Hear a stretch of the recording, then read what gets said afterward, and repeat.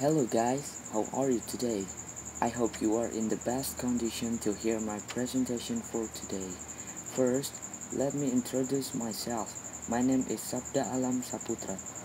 As we know, New York City is the biggest city in the whole world. New York is also known as the multiracial city, where there are the people from other continents in the whole world. My materials for presentation today is about New York City. So guys, please listen to me well. Well, this is a landscape from Liberty Statue, a famous symbol from New York City.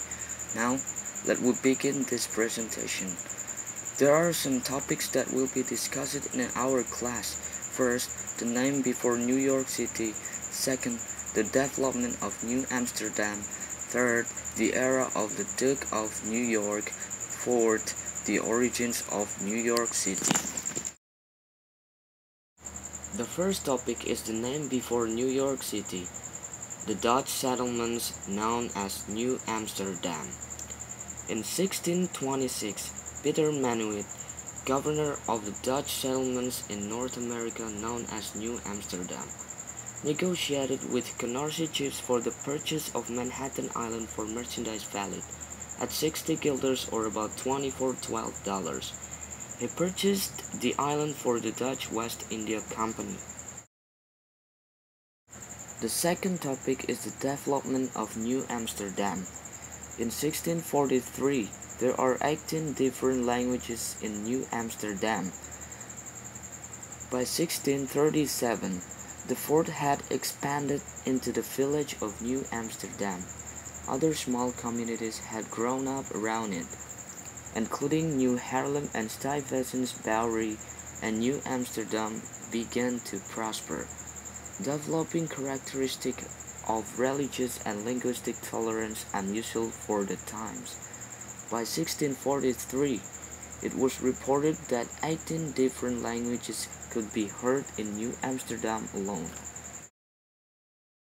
Now we just come to the third topic, the era of the Duke of New York.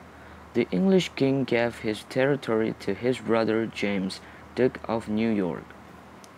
Among the multilingual settlers was a large group of English colonists from Connecticut and Massachusetts who supported the English king's claim to all of New Netherlands set out in a charter that gave the territory to his brother James, Duke of New York.